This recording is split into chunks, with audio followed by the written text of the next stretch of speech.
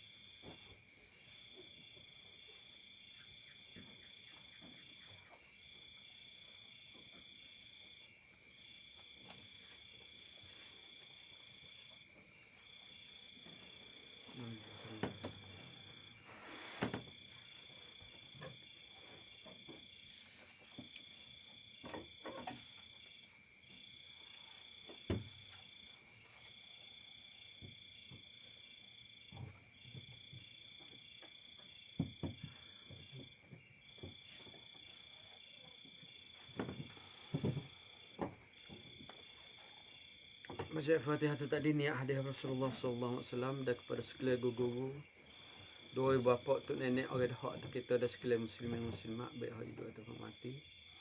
Dan semoga Allah Subhanahu wa taala jadikan juga khusus dan hizb bagi orang-orang Islam teramin insya-Allah.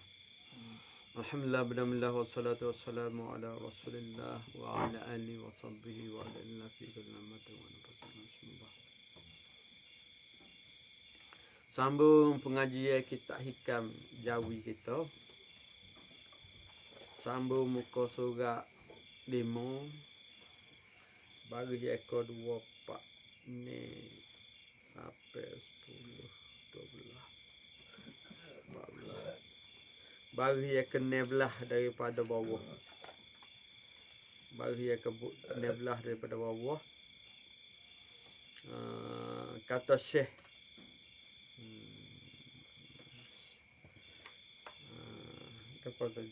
Jamaluddin radhiyallahu anhu, bermula dalam kurungnya itu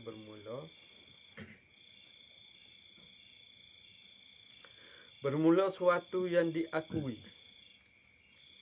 bagi hamba itu, iaitu rezekinya yang hasil dengan dia mendirikan wujudnya.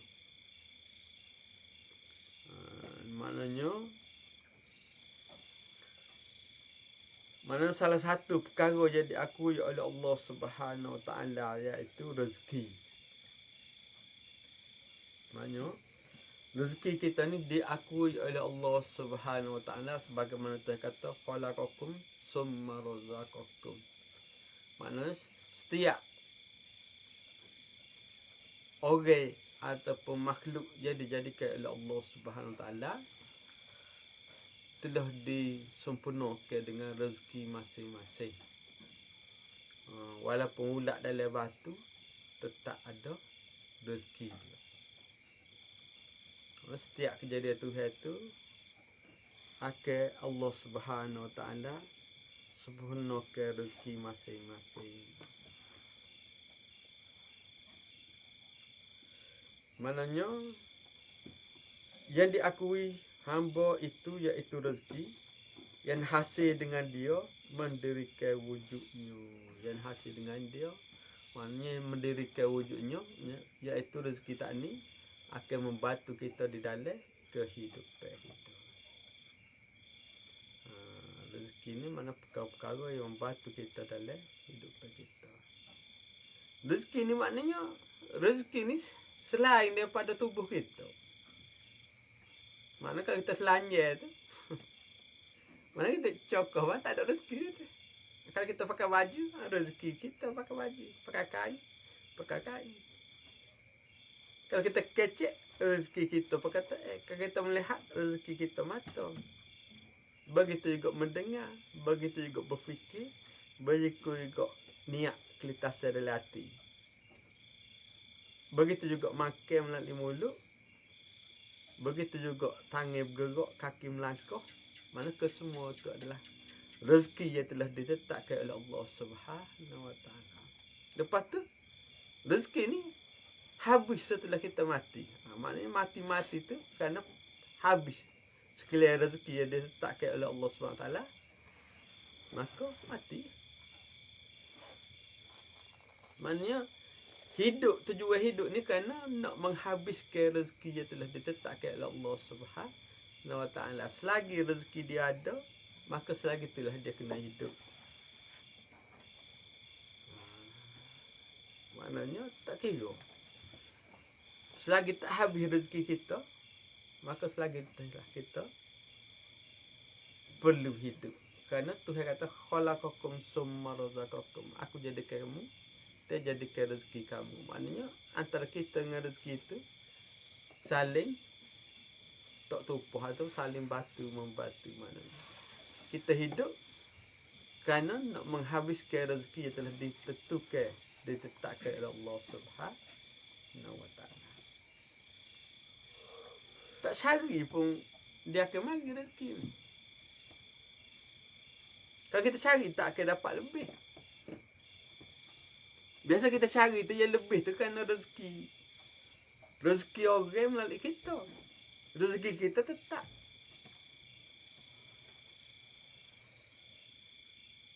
No, contohnya orang nikah. Tak. Bila dia nikah, kahwin, rezeki dia, masa dia tak ada anak, lain. Bila dia ada anak, jadi lain.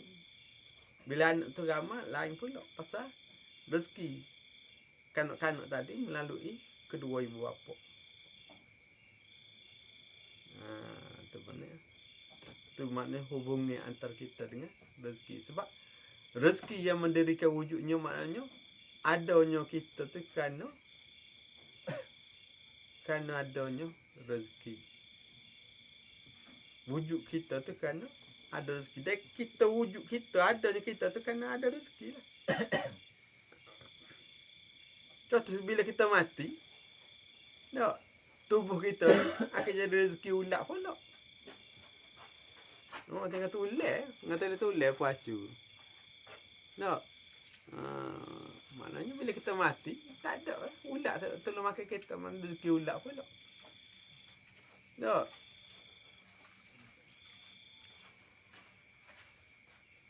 Masa hidup kita makan buah-buahan, makan ni. Jadi ada benih-benih ulat tu dalam anggota kita. Kita nyawa ke apa. Bila kita mati, maka ulat jadi membesar, makan kita balik. Maknanya hebat kita ni semasa hidup. Masa hidup serba nak makan, nak sedap-sedap tak? Oh. Daripada masuk ke 1 rasa sampai 3 rasa, mujur tak ada 7 rasa. Tapi bila mati makan ke ulat. Hebat setara mana atas muka bumi.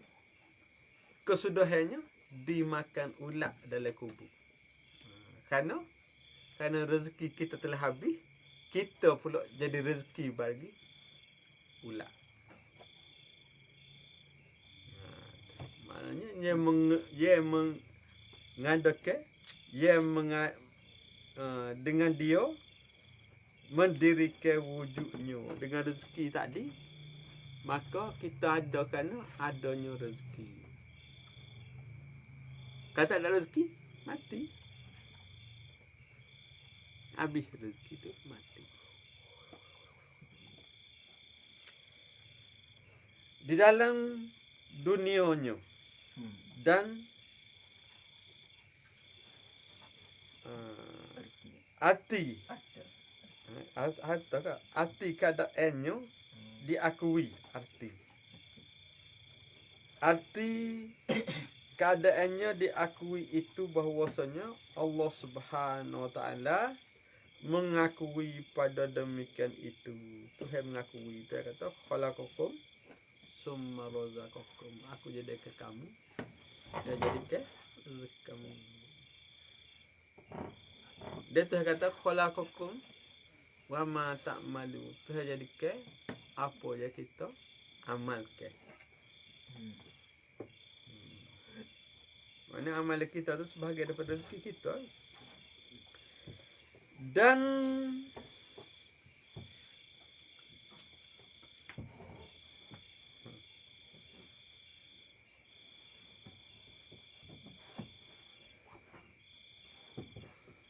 Dan selesailah segala hamba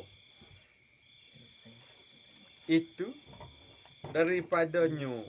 Maknanya sebenarnya dalam masalah rezeki ni bagi selesai, komplit. Maknanya Tuhan jadikan kita, jadikan rezeki komplit. Jadi tak perlu pusing. Cuma keadaan tu tak sama lah. Ada orang mudah, ada orang payah, ada orang susah. Walau lagu-lagu mana pun rezeki tu tetap ada. Rezeki tu tetap ada.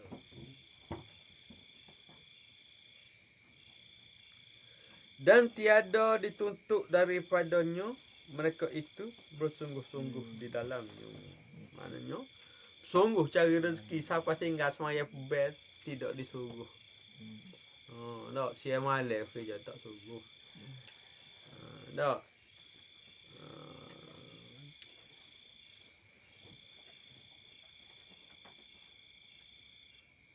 Maknanya dalam masalah rezeki ni,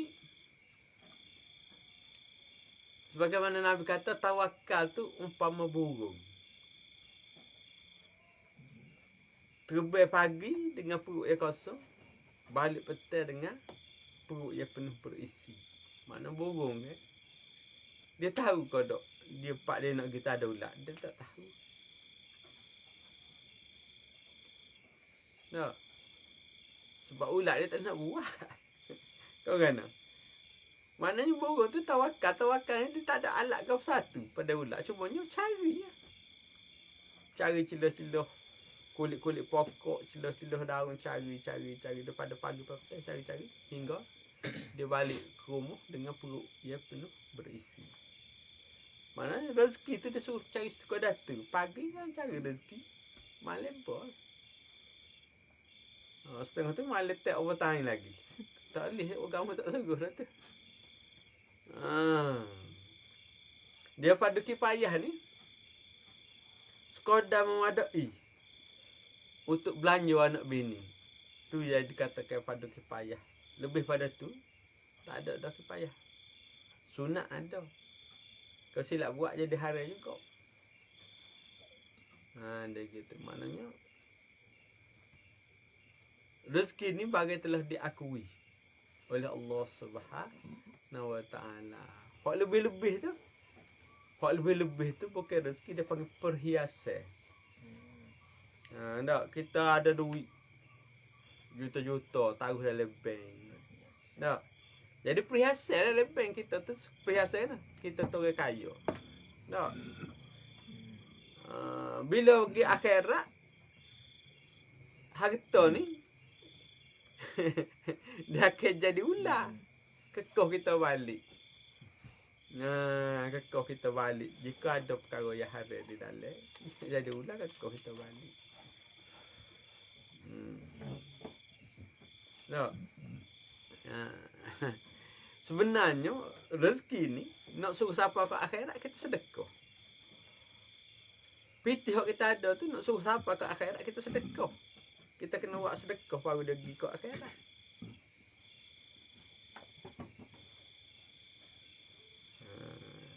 Dia kena bersedekah ataupun buat ibadat dengan duit tadi. Barulah ke akhirat. Tapi bagi dengan harta ni ibadat paling besar kat sedekah lah. Lebih besar daripada buat haji, lebih besar daripada buat umrah sebab sedekah. Sedekah tu dia lebih besar. Lepas maya sedekah lalu. Kena pandai lah. Bila kita ada harta lebih, kena pandai. Tak gitu, kalau kita taruh dalam bank banyak-banyak pun akan jadi sako. Tak. Atau kalau nak bagi bagi awal-awal masa kita hidup lagi. Mana kita kira umur kita tak lama dah. Tak. Taruh duit kita sikit. Hak lain bagi ke anak. Barulah. Bila kita mati anak tak balah. Masing-masing boleh kira. Tak gitu daripada berubuk lah.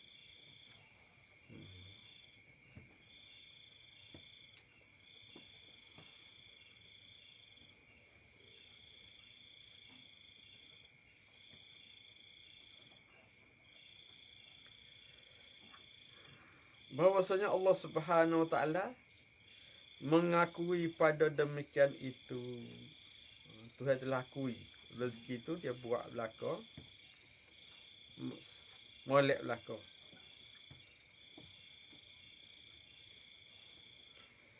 Dan selesailah segala hamba itu daripadanya. Maknanya tak ada masalah dah bagi setiap hamba tu dengan rezeki. Hak yang kacau sangat tu kerana nak ambil perhiasan. Bukan rezeki, perhiasan pun dia panggil. Hak lebih daripada rezeki dia panggil perhiasan.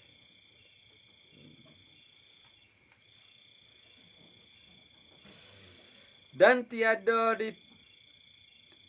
dituntut daripadanya mereka itu bersungguh-sungguh di dalamnya. Lepas daripada rezeki kita tu cukup sekadar rezeki padu kifayah untuk anak bini, maka tidak dituntut. Tidak dituntut. Mana kita cari boleh. Cumanya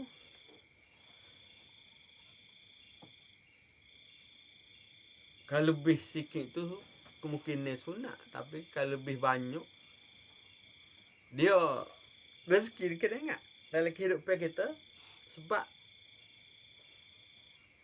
peraturan ataupun Tuhan telah wayak dah. Wa ma khalaqtu jinna wal ins illa liya'budun. Tidak aku jadikan jin dan manusia ni kecuali untuk ibadat. Jadi kita kata cari rezeki ni ibadat, memang ibadat. Tapi ibadat sebenar-benar ibadat hak kita cari rezeki ni dia panggil muamalah.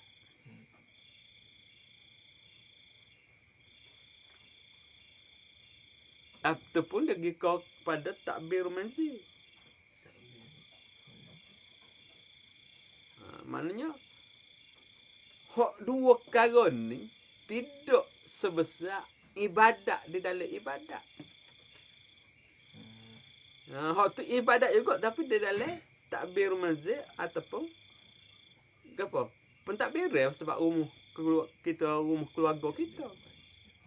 Maknanya takbir ibadat dari takbir manzil tidak menyamai ibadat di dalam ibadat. Sebagaimana Nabi kata, segala urusan maknanya 2 rakaat semaya sunat duha tu lebih baik daripada dunia dan seisi-isinya. Mana segala muamalat ia ada atas muka bumi ni tidak dapat mengatasi dengan ibadat semaya sebanyak 2 rakaat. Itu je dia suruh cari rezeki tu sekadar fardu kifayah. Sebab rezeki tu fardu kifayah, kita cari sekadar fardu kifayah. Selebihnya kita kena guna masa untuk ibadat. Pasal apa? Sebab barulah betul dengan hak Nabi kata tu yang kata wa ma khalaqtul jinna wal ins illa liya'budu. Tidak aku jadikan jin dan manusia kecuali beribadat kepadaku. Beribadat situ kan maknanya untuk menaikkan tangga-tangga kita duduk di dunia ni untuk cari makrifat sebenarnya. Jadi dikatakan dengan ibadat situ makrifat, sebenar-benar ibadat tu makrifat pula. Maknanya kita hidup di dunia bumi ni untuk mencari makrifat kita terhadap Allah Subhanahu Taala sebelum mati. Limit dia dah wis setakat mati. Bila mati maka tak ada aktiviti dah. Mana dalam masalah mencari makrifat tak ada aktiviti dah selepas mati. Kecuali orang-orang yang telah berjaya tu disambung lagi. Orang yang tak berjaya tu dia tak ada sambung dah. Dia tak ada kelah dah lepas mati.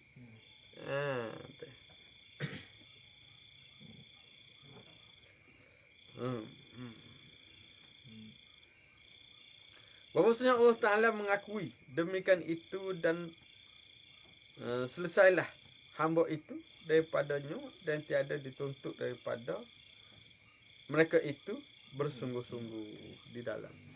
Tak dituntut bersungguh-sungguh. Jadi kita buat barang orang tak suruh, hak tu jadi susah dunia lah ni. Sebab kita buat barang Tuhan tak suruh. Barang Tuhan suruh kita tak boleh buat. Tuhan nak tengok kita buat ibadat, apa kita pergi buat muka lain. Masalah lain mana kita cari barang nak tinggal, barang nak bawa ke dalam kubur kita tak cari. Tu jadi masalah.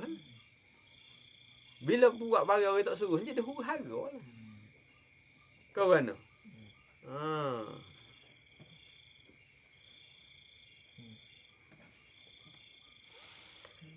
Dan suatu yang dituntut daripada hamba itu amalan sampai dengan dia hamba kepada berbahagia akhirat dan akhirat. Maknanya hak paling Tuhan tutup dikehendaki oleh Allah Subhanahu Wa Taala memastikan kita boleh hidup bahagia di akhirat. Masalah ni kita nak cari kehidupan bahagia di dunia. Kita tak cari akhirat. Tak. Dengan tipu pun tipu lah. Dengan belik pun belik lah. Kerana nak cari kesenangan dunia. Tak. Siapa jumpa tok ca. Nak suruh lari kedai. Pasal nak suruh cari kesenangan dunia. Tengok kedai orang lari pergi cari obat tok ca juga. Nak suruh tutup kedai. Hak tu tak tahu gapo. Hak tu lagu tutup bukan sekat. Bukan sekat hak lagu tu mimih keluar agama. Depan tu masuk dia buat sihir. Bila buat sihir ni mana keluar pada agama. Tapi ramal. Ramal pakar, ramal guna. Kerana seni dunia.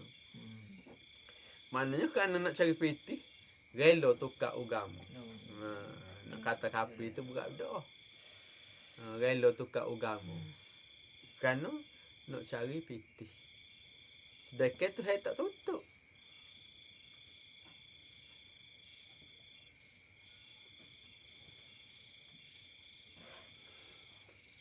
Sedekah Allah Subhanahu Wa Taala tidak menutup untuk kita jadi kaya. Sebab dia yang maha kaya. Kaya setara mana manusia ni tetap miskin.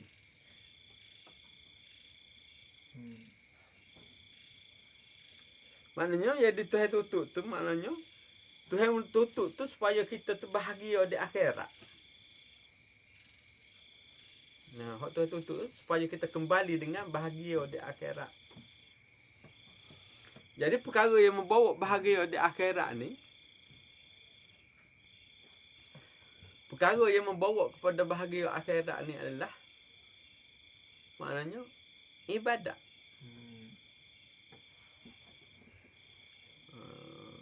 Mana sebab Tuhan suruh tidak aku jadikan jin dan manusia tu kecuali beribadat kepada aku. Ibadat pula setara mana? Fa'bud rabbaka hatta ya'tiyakal yaqin. Mana musuh aku tu sehingga kedatangan yakin. Yakin banyak mana pula? Yakin ni ada 3, 4. Satu, yakin dengan belajar ilmu usudin. 3 lagi yakin tu dalam tasawuf.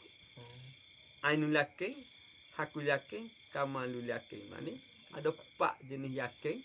Ambil hak mana nak. Nak lagu usudin ko, nak lagi tasawuf. Jadi kesimpulannya kita hidup ni kena banyak ngaji usudin dan banyak beramal mengikut ajaran tasawuf, mana dalam mensucikan hati sebagaimana kaedah-kaedah tasawuf. Barulah kita sah dalam amal ibadat. Tak gitu cemal. Kalau kita tak kuat usudin, bila tak kuat usudin tak sah i'tikaf. Bila tak belajar bab tasawuf, hilang yakin terhadap Allah Subhanahu Wa Taala. Jadi matlamat dia nak suruh yakin. Yakin ni dengan belajar usudin dan juga dengan belajar tasawuf baru kedatangan yakin. Fiqh tu kena belajar juga, tapi 3 ilmu ni saja, 2 ilmu ni saja membawa kepada yakin. Barulah kita tu bila kita yakin kembali di akhirat tu dengan bahagia lah. Kembali ke akhirat.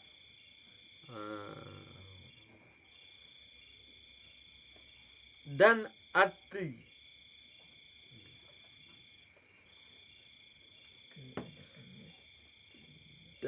dan arti keadaannya dan yang dituntut itu bahawasanya diwakilkan kepada iktisad hamba bagi amal itu. Maknanya ia dituntut, maknanya bergantung kepada hati kita terhadap Allah Subhanahu Wa Taala. Maknanya perkara yang dituntut adalah kesucian hati kita terhadap Allah Subhanahu Wa Taala. Dengan kata lain, yang dituntut tu kekuatan keyakinan kita terhadap Allah Subhanahu Wa Taala. Begitulah akan dibalas di akhirat. Pembalasan di akhirat tu bergantung atas keyakinan hati kita terhadap Allah Subhanahu Wa Taala. Kasih Tuhan ke, kasih ke hati. Sebab Tuhan hati dia berbalik sikit ya. Tak? Jadi bila kita yakin maknanya kita kasih kepada Tuhan. Kalau tak ada yakin berarti kita kasih ke hati. Mesti dah. Kau tak yakin cara nak buat maksiat saja. Kalau yakin, ingat juga Tuhan walaupun nak buat maksiat. Jadi pembalasan Allah Subhanahu Wa Taala di akhirat bergantung kepada yakin. Mana banyak yakin Tuhan berbanding yakin ke hati.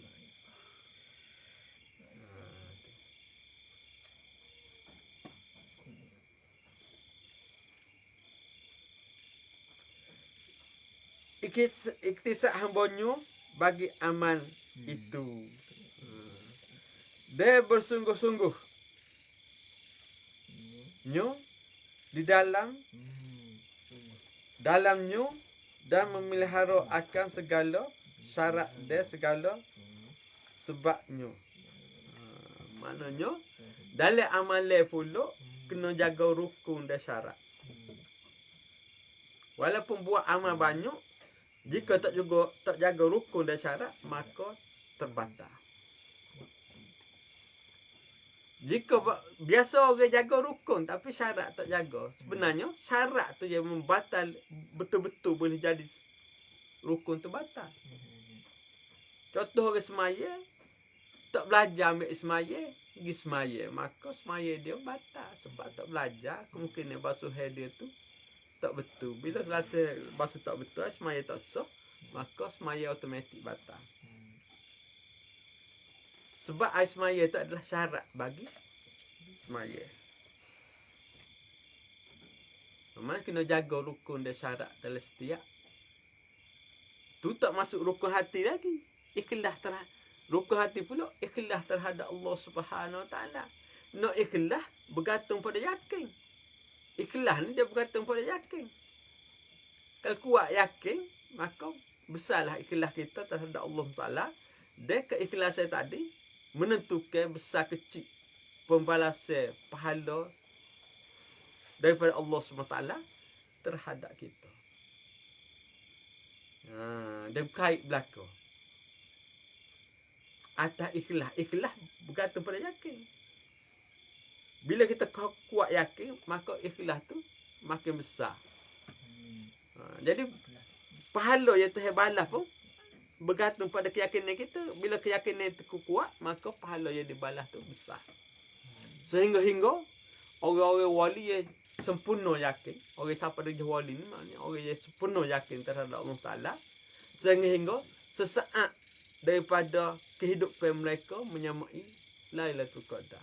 Enggak, bila hari-hari siang malam. Kerana keyakinan telah sempurna. Sebagaimana Tuhan kata, fa'bud rabbaka hatta ya'tiyakal yakin. Musmuh aku sehingga kedatangan. Jadi orang yang bergelar wali-wali tu kerana kesempurnaan dia di dalam yakin. Mana kesempurnaan dia di dalam yakin terhadap Allah Subhanahu Wa Taala.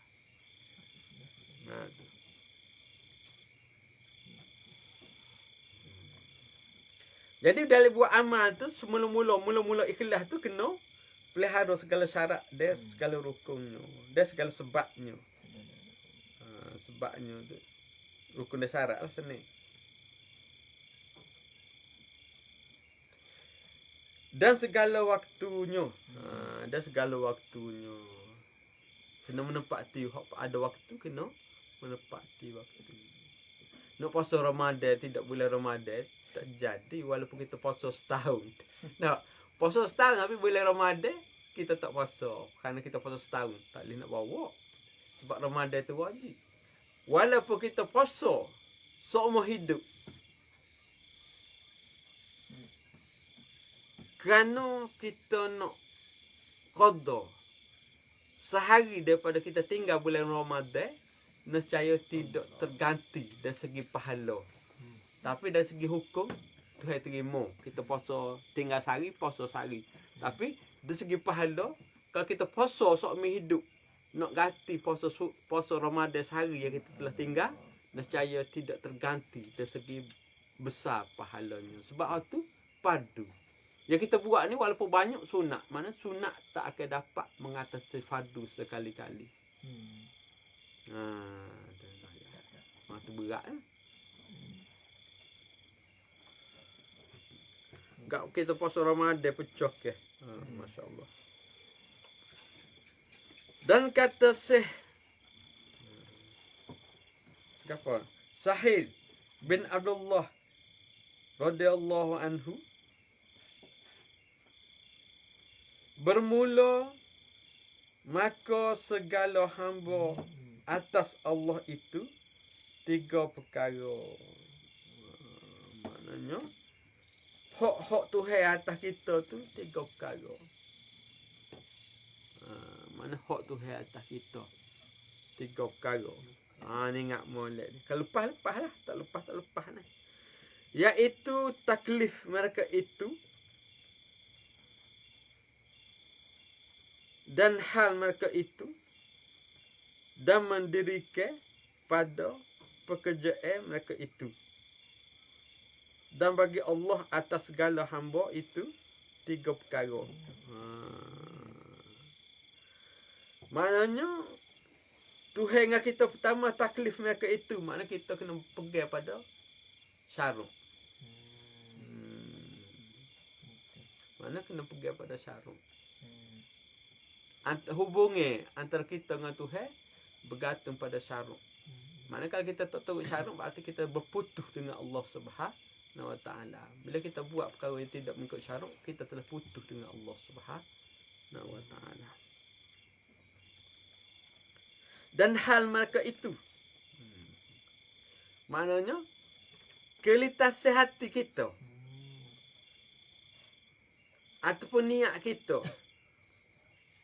ataupun fikiran kita kena berpegang pada jalan-jalan yang telah ditetapkan oleh Allah Subhanahu Wa Taala. Nak mikir pun kena lagu Tuhan, nak ingat dalam hati pun kena turut lagu Tuhan. Niat pun kena lagu Tuhan. Hal mereka itu dan mendirikan pada pekerjaan mereka itu. Maknanya mendirikan pada hal. Maknanya syarat kita pegang litase bila nak buat mengikut syarat tu, maknanya kena ada akalan. Dia ada tasdik pada hati atau kelitase pada hati. Dipanggil hal. Jadi syarat kena betul, akal di hati kena betul. Begitu juga hak kita betul pada syarat di akal di hati tadi, bawa kepada amalan kita luar. Tuhan nak tengok lagu tu. Mana daripada luar lagi, daripada hukum syarat yang kita pegang, cara nak buat tu kita berfikir ngakal dan tasdik niat dalam hati serta merealisasi ataupun masukkan antara hukum syarat dan niat tadi ke dalam setiap amalan yang kita nak buat. Barulah lepas antara kita dengan Allah Subhanahu Wa Taala. Mana tak boleh cacat. Syarat kena betul. Akal. Cara nak buat serta tasdik hati tu. Niat hati tu kena betul. Dengan Allah SWT. Dia guna 2 perkara tadi. Masukkan di dalam amalan yang kita akan buat. Barulah kita tu lepas daripada Allah Subhanahu Wa Taala. Mana barulah lepas daripada taklifi. Maknanya taklifi syarat tu baru lepas. Kalau cacat dalam niat, walaupun kita buat mengikut syarat, tapi niat cacat kerana sesuatu, walaupun kita mengamal amalan itu sebagaimana syarat, maka terbatal di sisi Allah Subhanahu Wa Taala. Nah, misalnya kita ni neko. Dah. Kita malah ke masjid. Tapi kerana tua kita tu tak lebat. Jadi bila klik kapung kena pergi masjid. Jadi pergi kita tu kerana tua, maka tidak kerana Allah, maka batal. Ibadat kita tu bakal jadi batal, kosong Mekah di sisi Allah Subhanahu. Tak ada pahala di sisi Tuhan. Kerana niat kita tu lagi. Niat tu lagi.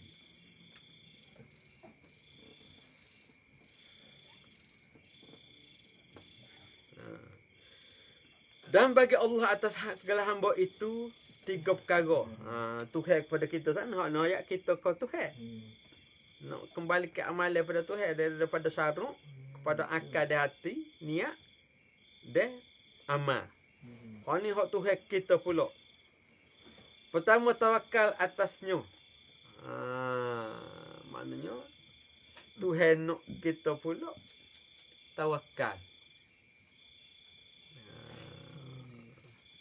Wa man yatawakkal Allah fahuwa hasbuh. Bagi siapa berserah diri ataupun tawakal pada Tuhan, percaya Tuhan mencukupi. Apa tak percaya?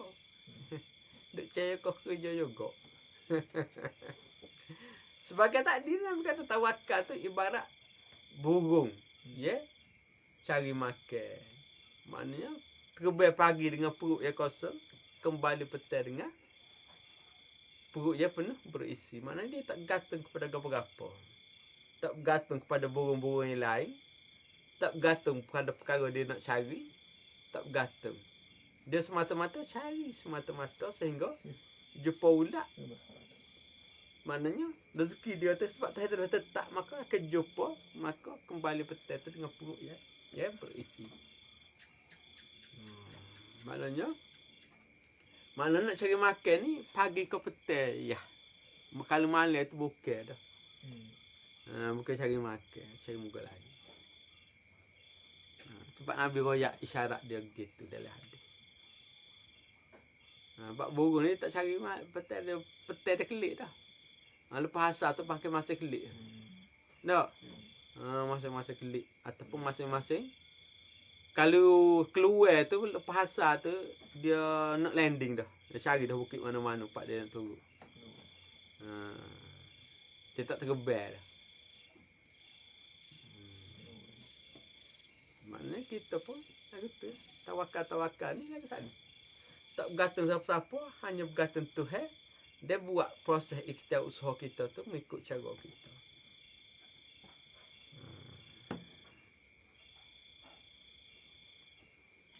Tawakal. Boleh kita setara burung. Nabi kata tawakal tu serupa burung. Cari makan.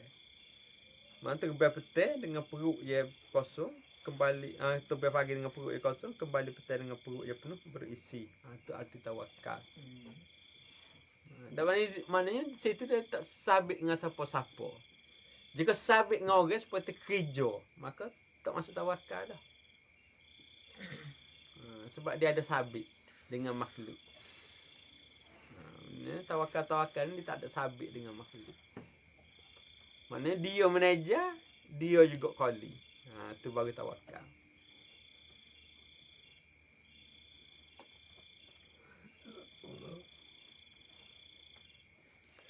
Dan mengikut nabinya. Kena turut sunnah nabi. Kena turut dia pula kena turut sunnah nabi. Lagu mana nabi buat, lagu tu kita buat. Turut nabi. Dan sabar atas demikian itu hingga mati. Dia sabar. Tawakal turut Nabi, sabar sampai mati. Tawakal ni tak sabit dengan siapa-siapa. Dia adalah dia. Dia boh, dia kali. Baru tawakal. Buat kerja sendiri. Lepas tu, turut Nabi. Kalau nego kat, jangan duk gaduh nak kena ke lain. Kalau janji kena tepati. Hari kena jauhi. Walaupun potong. Dia sabar. Tawakal turut Nabi. Serta sabar. Hingga mati. Itu lagu Tuhan tu. Dia tak ada serai habuk gitu. Kerja. Pakai nak kerja belakang, kerja ekor dengan gotu dengan apa ni nak suka ada gaji. Sebenarnya bila buat lagi tu tak masuk tawakal dah. Dia tak masuk tawakal.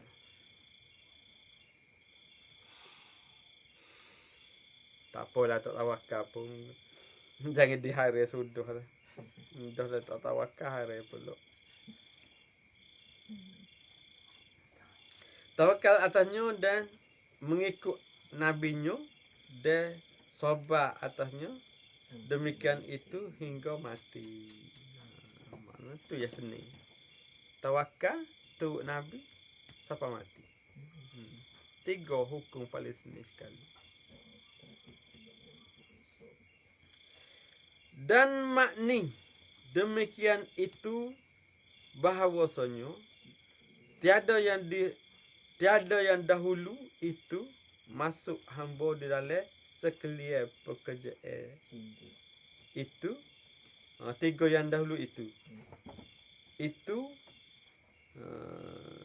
keberatan kerana tiada ditesaur wujudnya sekalian itu dengan sebab umpama daripadanya dan tiada wajib atas Allah sesuatu. Apa dia kata? Mula. Makni demikian itu bahawasanya tiga yang dahulu itu, maknanya takli syaruk gapo-gapo hok no aman tadi. Hok tiga tu maknanya syaruk niat kita serta amalan kita tu, tiga yang dahulu itu masuk hamba di dalam sekalian pekerjaan itu keberatan kerana tiada tasawuf wujud sekalian itu dengan sebab umpama daripadanya.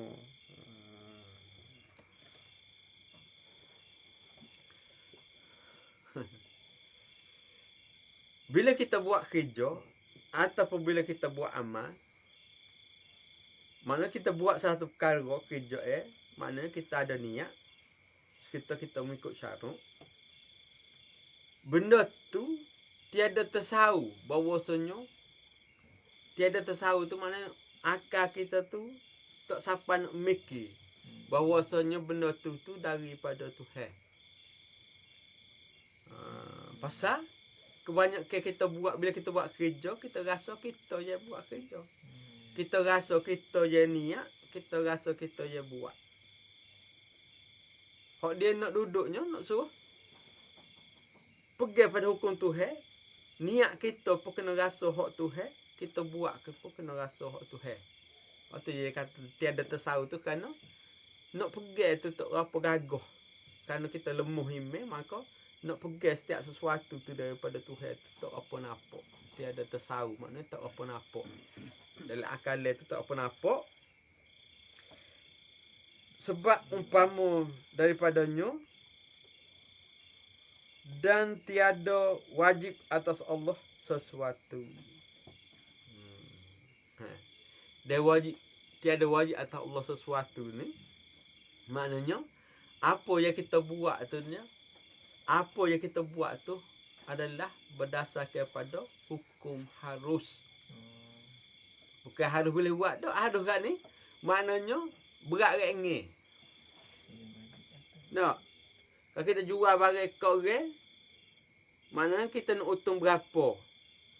Tak? Mana kita nak untung berapa, kita jual. Tapi mari orang ni nampak susah, maka kita boleh murah sikit harga dia. Mana harus nak ubah sikit kiri kanan tu boleh, sebabnya harus. Tidak wajib bagi Allah tu tak tetap menetap kemah dak menjual ke seria siapa-siapa ke seria tidak. Nak wis saja pun tak apa, sebab benda tu atas kita. Asalkan menempati pada hukum Allah Subhanahu wa taala. Maknanya nak lari sikit, amalan kita tu bergantung pada kita, tidak bergantung pada Allah.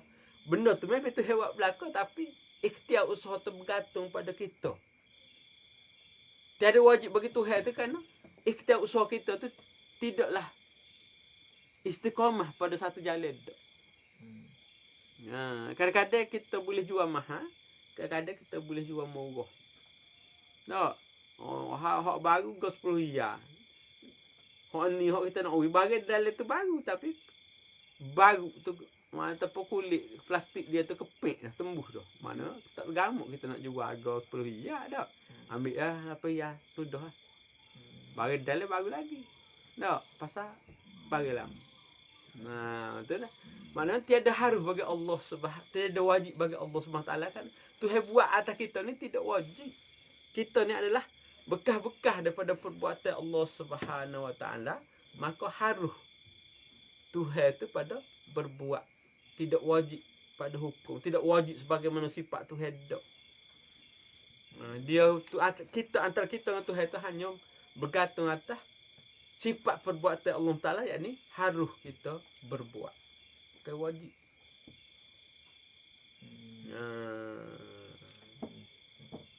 Harus kita berbuat. Barang baru kita jual, orang pun tak tahu lagi, boleh pergi mahal sikit. Lepas tu, bila orang ramai, nak main go, kita perendah sikit. Nak, hak ujung-ujung, beli hak baru 2, kita beri pula perisa. Nak, harus benda lagu tu kita boleh buat selagi syaruk tu kena pegang, syaruk tu kena pegang. Jangan nipu. Selagi tak lari daripada syaruk, boleh kita nak buat lagu-lagu mana. Syaruk tu, dia pula niat tu ikhlas. Niat jual tu ikhlas. Tak? Namun mari gawe seraga pun. Mari makcik tu sekerat raga pun tak penuh. Go tu lah. Tak boleh lagu tu. Dia kena serupa. Dia kena serupa.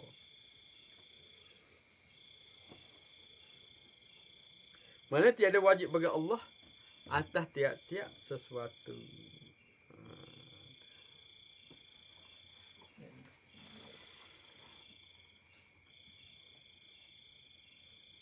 Dan yang tiga kemudian itu tak dapat tiada daripada mendirikan hamba itu padanya, kerana tak dapat tiada daripada sebab daripada apa?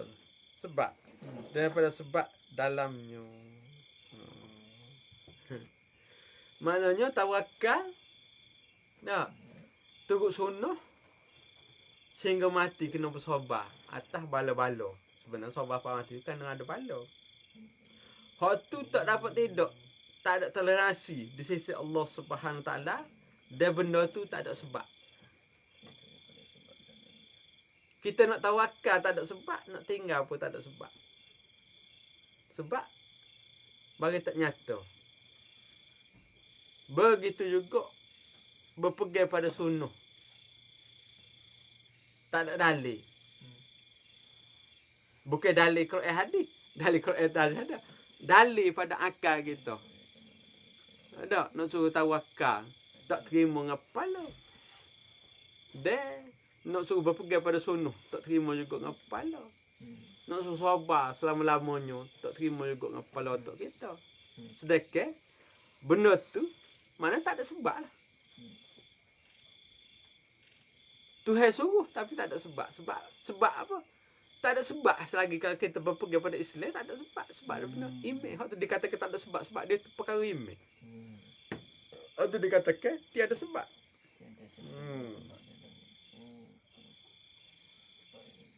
Nah, mana dan yang tiga kemudian dapat tak dapat tiada daripada mendirikan hamba itu padanya. Mana tak dapat tiada, wajib kena pegang. Tiga perkara tak ada. Mana tawakal, sunnah, sabar. Sampai mati. Padanya, kerana tak dapat tiada daripadanya sebab di dalamnya. Tak ada sebab di dalamnya. Tak ada sebab untuk kita tolak. Sebabnya, benda tu duduk dalam email. Duduk dalam email. Nak tolak pun nak bagi dalam email. Tolak kosong. Mana tawakal pun dalam email. Sunnah pun dalam email. Nak amal. Sabar pun dalam email. Sebab kan tak ada email, tak percaya ke sunnah ke mana.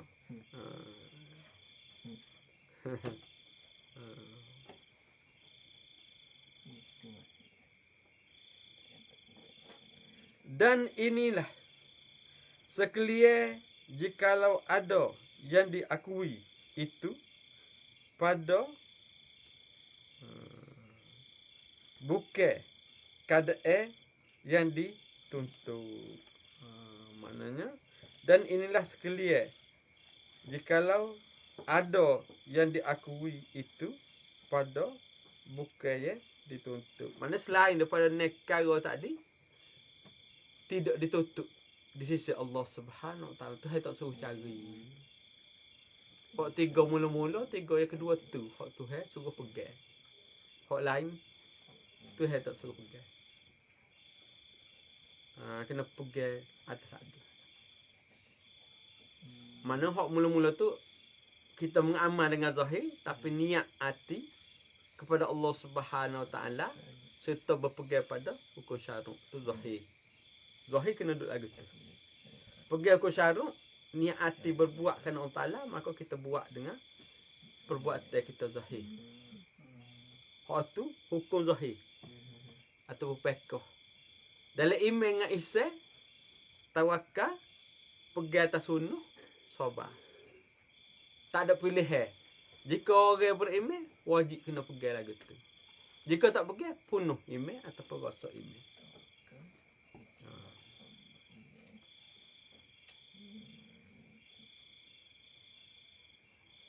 Benda seni, tapi payah nak buat. Sebut seni dah.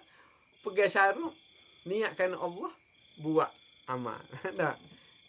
Masalah pegang syarat kena bagi, tapi orang berasa bagi tengok atas dera. Dah. Kalau dera biru, dua orang duduk serumah pun dua kuning. Dah. Kalau hak dera hijau 12 orang baru boleh seguning. Nah, satu pula satu sekat dozen. Ikan kering setengah kilo. Dah lah, banjir 3 hari. Nah. Mana tidak kena Allah tu. Kena dera.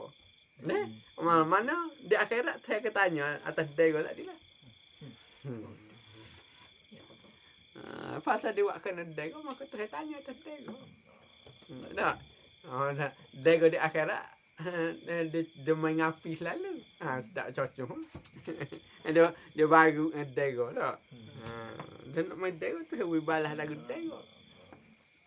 Tak ada masalah nak buat gapo tu, dia belakang. Atau kau nak tu, dia belakang atau kau ni. Nak percaya dia nak baru. Dia main dera tu, dia dera tak? Apa dera akhirat api lah. Dia baru dera. Dera pucat gapo? Hak cat tu dia gantung tertekuk. Beres. Tak ada using, tak payah balas tau kami.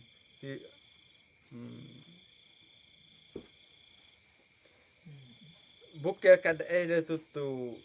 Maka ada pun sekat ada pun lah. Maka ada pun lah.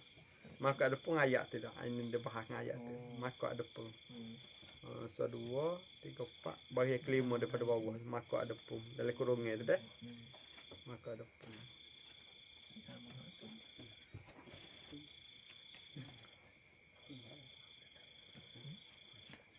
Gapo nak nanya?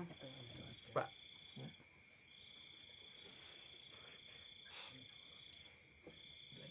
Cepat.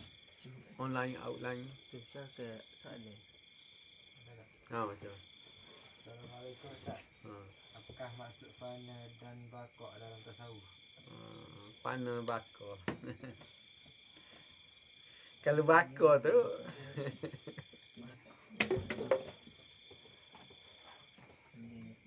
ya, kita ya hari.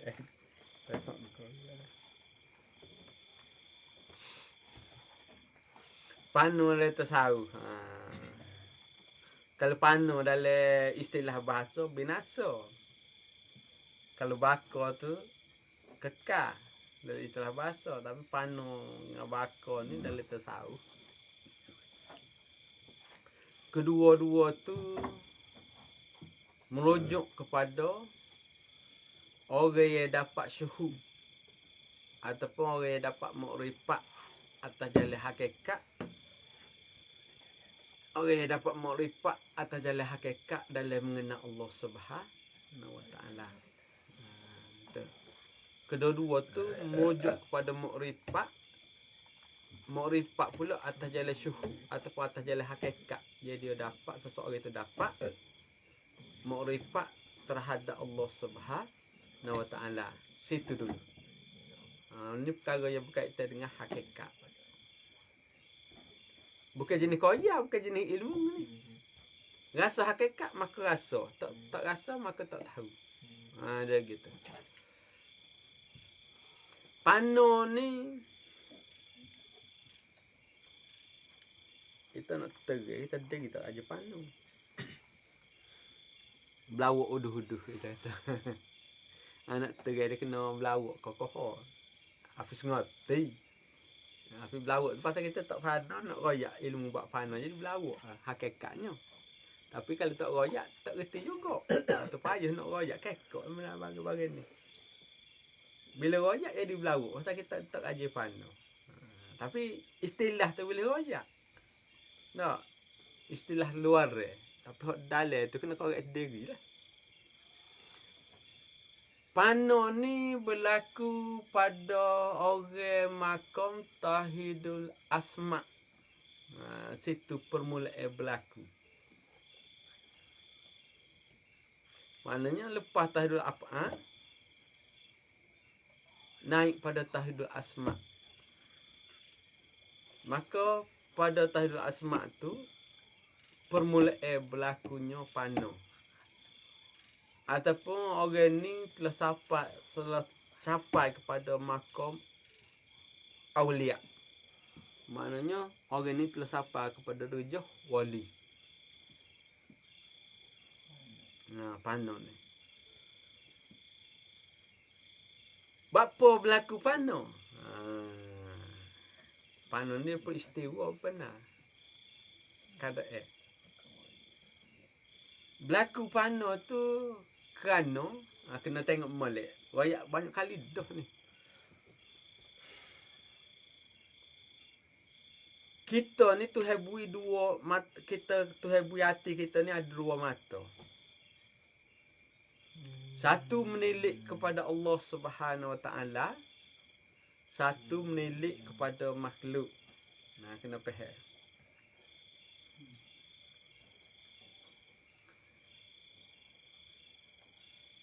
Keadaan learning, kita learning dia panggil makom jamuk. Ataupun dia panggil makom capu.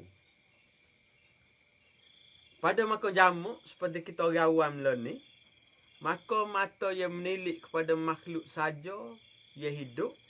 Mata yang menilik kepada Allah Subhanahu Wa Taala tu mati ataupun buta. Maka yang kita nampak makhluk. Walaupun kita baca Quran, kita nampak makhluk. Tak nampak Tuhan sebab mata hati kita yang menilik kepada Allah Subhanahu Taala tu buta. Itu berlaku pada kebanyakan orang awam. Tak kira tok guru tu lang serba besar baku sekalipun. Jika dia tu derajah awam, maka dia tu dikira makam jamuk. Ni makam biasa. Di segi perjalanan orang ahli syuhud, makam jamuk ni makam tak pakai kerja. Nah, termasuklah hamba. Maknanya bila dia buat amal melalui wirid-wirid tarekat, dia dapat terbiah daripada guru-guru, maka makam dia tu naik. Mula-mula naik kepada Tauhidul Asma. Tauhidul Af'al. Makna mengasah pada perbuatan Allah Subhanahu Taala. Lama kelamaan dia akan naik kepada Tauhidul Asma. Pada Tauhidul Asma itulah bermulanya berlaku pano.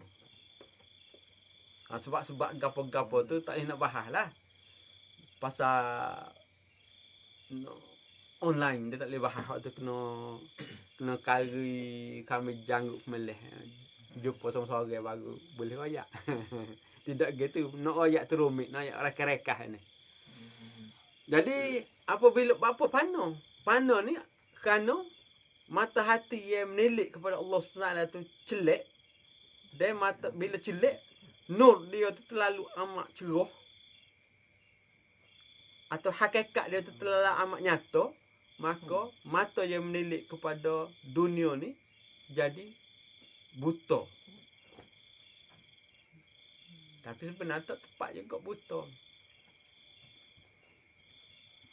Dia macam gini. Dia katakan buta tu, dia tidak buta sebenarnya. Buta tak jalan kita. Dia ibarat kita letak api lilin bawah api elektrik. Api lilin tu menyala, tapi tidak nampak kesan sebab api lampu elektrik ni lebih nyata. Faham? Begitu juga apabila mata hati yang menilik kepada Allah SWT terbuka, maka mata hati yang menilik kepada makhluk ni seolah-olah padai. Tidak padai, seolah-olah padai. Pada masa tu dia hanya sedar sebab mata hati yang menilik kepada Allah Taala tu cerah, nur dia terlalu amat cerah, maka dia sedar hanya wujud Allah Subhanahu Wa Taala. Makhluk ni seolah-olah tidak wujud. Kerana mata hati yang menilik pada makhluk ni tak kuat mana power dia. Seolah-olah batal, seolah-olah buta. Maka dia sedar hanya Allah Subhanahu Wa Taala. Mana sekalian makhluk termasuklah diri dia sendiri pun tak wujud. Hanya wujud Allah Subhanahu Wa Taala. Kalau dia makan, dia tak rasa. Masa manis pedas berapa dia tak akan rasa. Dia tak akan rasa kenyang. Dia tak akan sedap, tak akan rasa tak sedap. Dia hanya rasa, walaupun dia makan, hanya dia rasa Allah Subhanahu Wa Taala.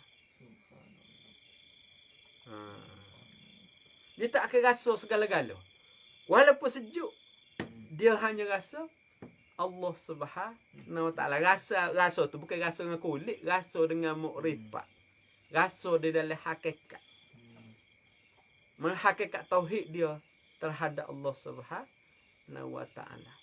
Pada masa dia masuk kepada derajah tauhidul asma. Nah, dia tak sedar makhluk. Hanya sedar Allah Subhanahu Wa Taala.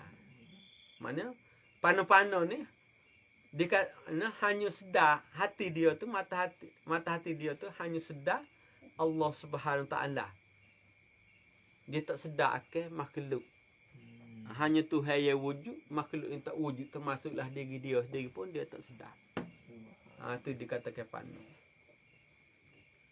Apabila lama kelamaan dalam tauhid asma, maka bila dia naik mata hati dia tu cerah, dapat makrifat pula, naik makrifat dia kepada tauhidul sifat, maka di situlah permulaan orang yang masuk makom baqa. Pada tauhidul sifat tu dia mula masuk makom baqa.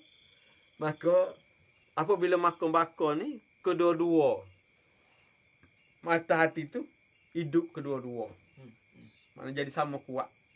Maknanya di dalam dia mengenal manusia dengan secara zahir, tetapi dia dalam mata hati dia yang satu lagi tu sentiasa di dalam makrifat terhadap Allah Subhanahu Wa Taala. Makrifat terhadap Allah Subhanahu Wa Taala. Tu dikatakan baqa. Baqa ni maknanya dia nampak dua alam. Satu alam makhluk, dia nampak makhluk. Tapi alam Tuhan ni dia nampak Tuhan. Dengan kata lain, pada waktu dia berbicara ataupun berurusan dengan makhluk, tetapi hati dia tu tetap di dalam makrifat terhadap Allah Subhanahu Wa Taala. Sehingga walaupun dia tidur, duduk, bangun dan sebagainya, sentiasa dia di dalam makrifat Allah Subhanahu Wa Taala. Tapi baka-baka ni pekat orang wali besar lah. Pekat wali kecil ni dia kena lalu panu dulu. Tu maknanya antara baka dengan panu dengan baka. Dia beza situ, beza makom. Dia beza keadaan. Dia ada 3 makom. Pertama jamuk. Jamuk ni seperti kita orang awam lah. Nampak makhluk saja, tak nampak Tuhan. Panu ni dia nampak makhluk Tuhan saja, tak nampak makhluk. Baka ni dia nampak kedua-dua. Makhluk pun dia nampak, Tuhan pun dia nampak. Nampak dengan hakikat, bukan nampak mata kepala. Kata orang nampak mata kepala, kafir lah. Nampak dengan mata hati, dengan hakikat. Ataupun dipanggil zauqi, ataupun dipanggil makrifat. Itu saja. Lain-lain? Boleh Ustaz huraikan dengan ringkas tentang ilmu yakin, ainul yakin dan hakul yakin? Pula. Dengar je tu saru. Ilmu yakin. Anu yakin hati yakin. Ilmu yakin ni dia dalam ilmu usul din. Bila kita belajar mengenal Allah Subhanahu Wa Taala, mengikut kaedah ilmu usul din, kita kenal zat Allah Subhanahu Wa Taala, kita kenal sifat Allah Subhanahu Wa Taala, kita kenal perbuatan Allah Subhanahu Wa Taala, dan kita kenal perkara yang wajib dan harus bagi Allah Subhanahu Wa Taala. Setelah tu kita boleh berdalil ataupun buat dalil. Ataupun kita tersahu, dapat tersahu ataupun dapat berdalil dengan berdasarkan kepada dalil-dalil Quran dan hadis ataupun mana dia dalil ni pertama dalil Quran hadis, lepas tu dalil akli. Dalil akal tu kita boleh bawa dalil akal serta dalil Quran dan hadis. Mana kalau kita boleh keadaan tadi, maka dikatakan ilmu yakin. Dikatakan ilmu yakin. Maknanya kita mengenal zat Tuhan, sifat Tuhan, perbuatan Tuhan, perkara yang wajib dan perkara yang harus bagi Allah Subhanahu Taala dan perkara yang mustahil Allah Taala kita kenal. Lepas tu kita dapat boleh pergi dalil Quran hadis serta dalil akliyah.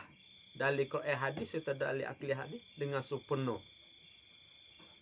Maka itulah dikatakan orang ya, dia pula dalil tadi mengikut cara atau kaedah ahli sunnah wal jamaah. Situ. Kaedah tadi mengikut ahli sunnah wal jamaah. Perbahasan Quran hadis dan akliyah tadi kena mengikut ahli sunnah wal jamaah. Atas Quran hadis dan akliyah tu kita guna atas sifat Tuhan, zat Tuhan dan perbuatan Tuhan pada menjadikan makhluk. Maka bila sampai situ, maka dikatakan kita tu orang yang dapat ilmu yakin. Orang sampai pada makam ilmu yakin. Anu yakin pula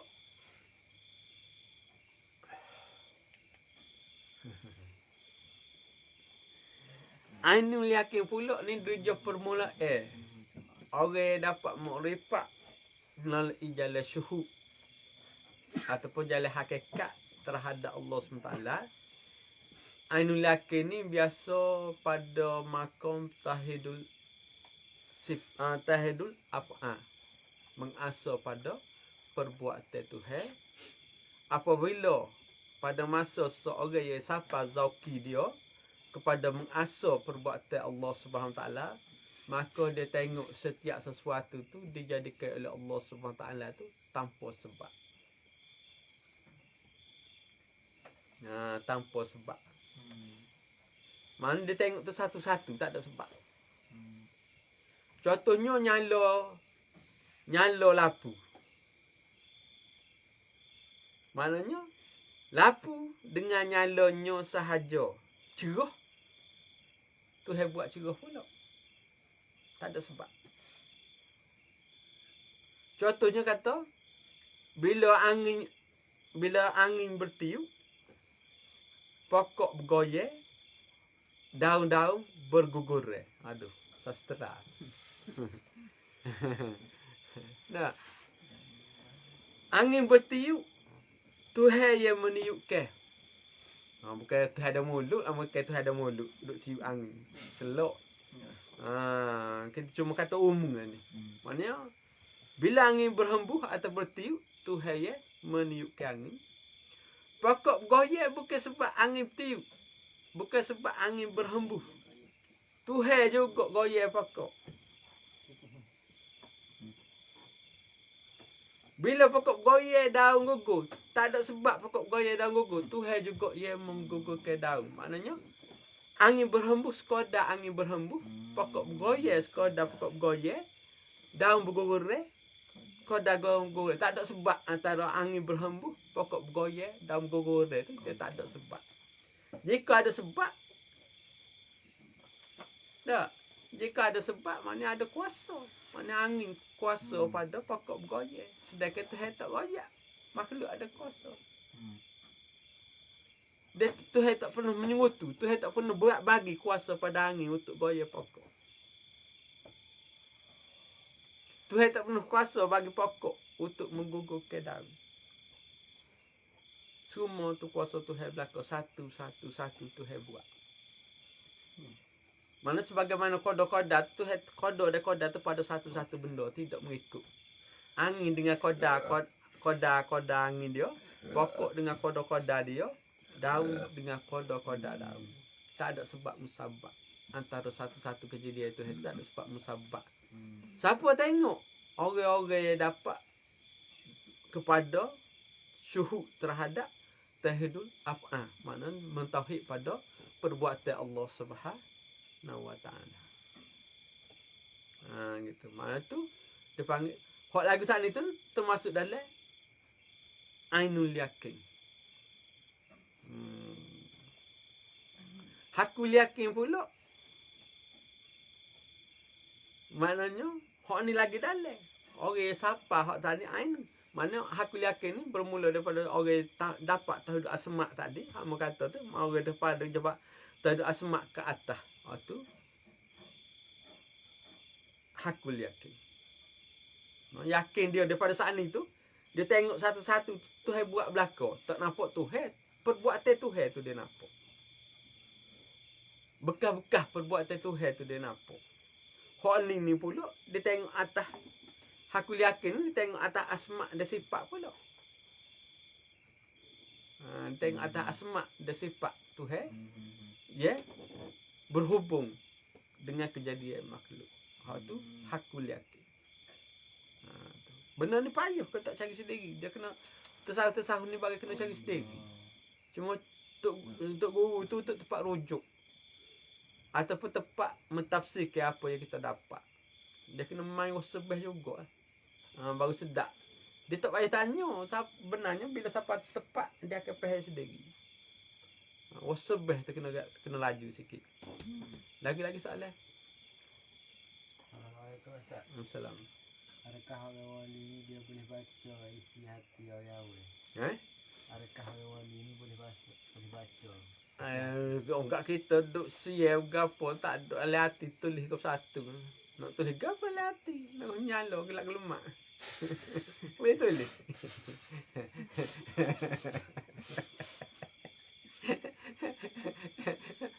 Hati manusia ngati ilmu kupas rupa sama-sama merah betista ataupun dia panggil popo tu. Nak tulis berapa tak ada kau satu. Kau ada tulis Sebenarnya orang wali ni dah nak betul depan sangat. Gogal. Orang wali ni dia dua orang, dua jenis makhluk ni dapat baca isi hati ataupun hakikat hati tu. Isi hati tu hakikat dia berupa hakikat niat kita gapo kita dah kritisan kita dalam hati tu dia berupa berbentuk hakikat. Dua makhluk ni boleh tengok. Pertama salah satunya orang gila, yang kedua orang wali. Nah, dua ni tak boleh susu.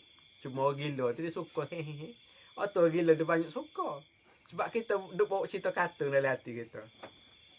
Nak Misalnya kita bawa basikal.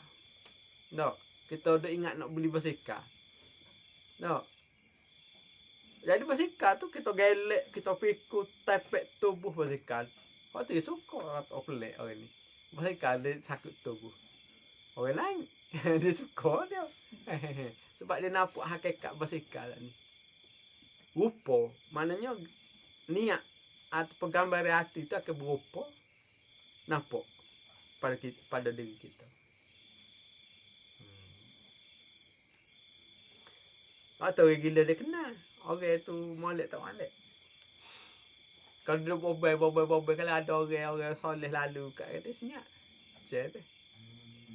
Orang tak ada cerita nak ajak ke apa. Dia benar ada orang-orang tu ajak dalam hati orang tu lalu dia ajak begini orang tu lalu. Berok hati orang boleh kosong. Benar. Dia senyap. Dia tak ada cerita dia nak baca. Dia nak tengok. Macam mana orang wali ataupun orang gila dia tengok dalam hati kita tu sebagaimana dia tengok TV, nampak hakikat. Berupa bergambar. Dua makhluk ni lah. Cumanya orang gila tu lah. Jangan pakai nak jadi orang gila. Mata nak tengok. Jangan. Waktu kena ngatik banyak kita tak gila ni.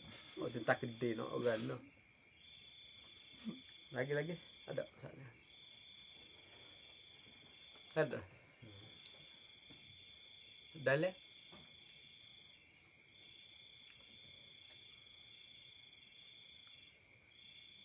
Ada. Hak luar. Tak ada hak baru nak tulis. Ada. Tulis dulu. Relax dia 5 minit. Kalau bila nak tutup majlis ada nulis nyanyi pula. Tulis lah. Gapo nak tanya.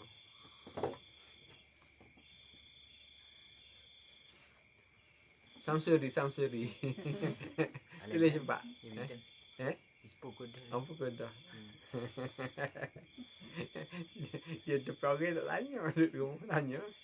Lah gila lah ke mana pun. Tengok bini apa.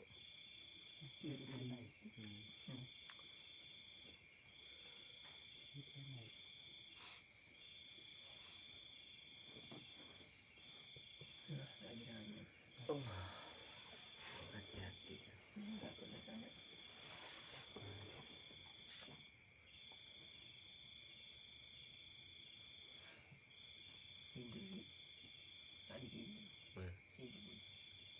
Anak ada tu. Jeda. Jasa.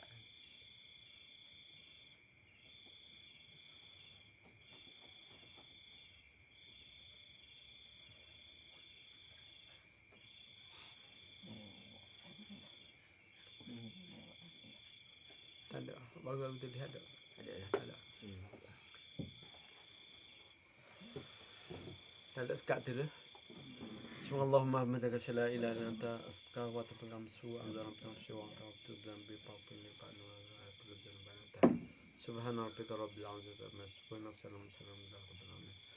La ilaha illallah Muhammadur Rasulullah. Fi kulli lamhatin wa nafasin. Adada ma wasi'ahu ilmullah. La ilaha illallah Muhammadur Rasulullah. Fi kulli lamhatin wa nafasin. Adada ma wasi'ahu ilmullah. La ilaha illallah Muhammadur Rasulullah. Fi kulli lamhatin wa nafasin. Adada ma wasi'ahu ilmullah. أعوذ بالله من الشيطان الرجيم بسم الله الرحمن الرحيم لا شكرا جميعا الحمد لله وشكرا لكم جل اللهم إني أشكر مجال الجماعة حسب الله العظيم رب يسر توسلك يا حي يا قيوم يا رزاق اللهم اذكرنا في الصلاة دائما معك اللهم اذكرنا في الصلاة اللهم اذكرنا بلغنا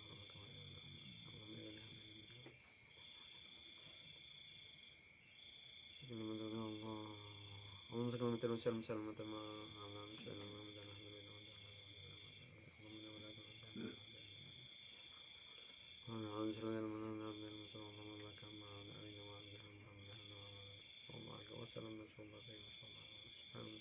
الحمد لله رب العالمين.